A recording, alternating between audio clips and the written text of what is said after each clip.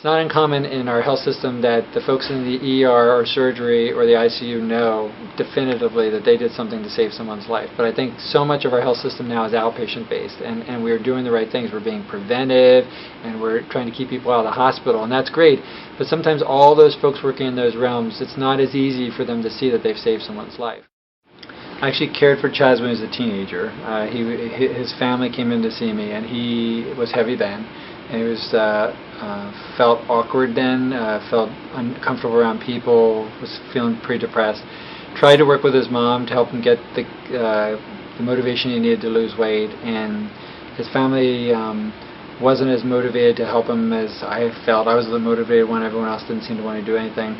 And then actually he literally dropped out, and I lost him for 2 years. And one day he just shows up in my office by himself. I think he was probably at that age like 17, almost 18.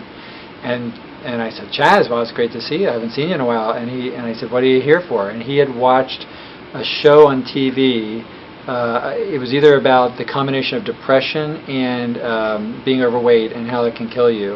And he said, I just decided that's going to be me, and I'm going to die, and I don't want to die.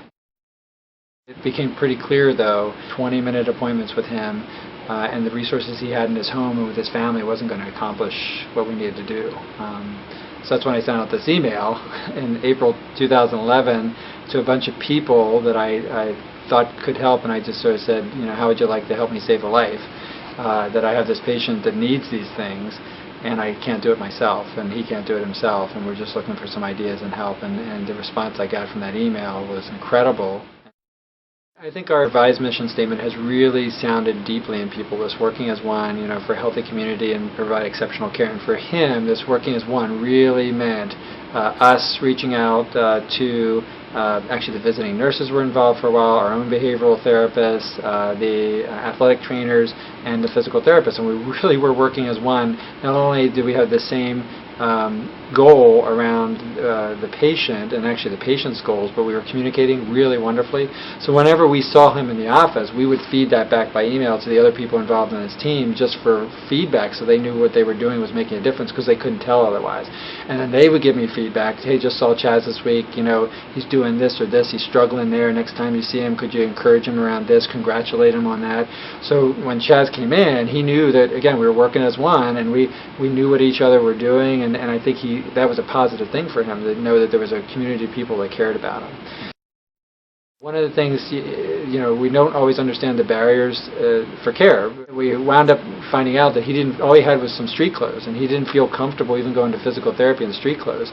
So our office decided to try to break that barrier down for him, and we went to the big men's shop and bought him a shirt and some exercise pants. And again, for a guy 500-600 pounds, that was nearly $100 for just those two pieces of clothes, and Chaz and his family could never have afforded that.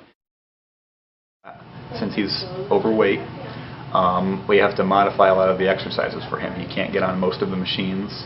So a lot of times, one of the pretty much the biggest challenge was really just thinking of different modifications to do the same muscle groups to get him a good workout.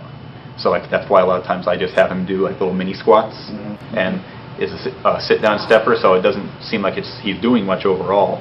But for him, if you ask him afterwards, he's sweating. So it's a pretty good workout then if he's just sitting down and stepping, but he's sweating doing it. So that extra 5 or 10 minutes, he does that 3, 4, 5 times a week sometimes. It adds up. It's a good extra hour and a half sometimes. Various sit-to-stand exercises. That for him is a very good workout, which for most people that's nothing. From this standpoint, a lot of people just over the past couple of weeks and months since I've been working with him for about a good 3 months now in total, they've noticed he is much more motivated overall. They see him working much harder and much more vigorous, like our speech-language pathologist. She, again, told me a couple things to work on with him to make sure I'm watching his breathing patterns and everything. So he has other people here as well, let alone me, that are actually watching out for him, even though they're not even directly working with him.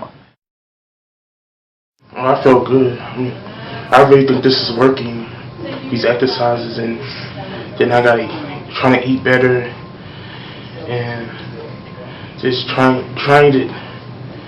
to stay focused. Yeah, it is a lot of hard work, but I'm up for it. Joe, on his own time, come in and help me out. I mean, he don't have to do it, but he's willing to come on his own time and help me out. So that's it. If we're gonna put an effort in helping me out, then I'm gonna put an effort. I'm not gonna waste his time. So just them being there for me, it shows that they care. And on my own, I would have done it.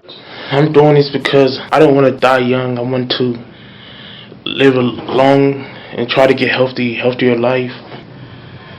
I was gonna settle for the life I had.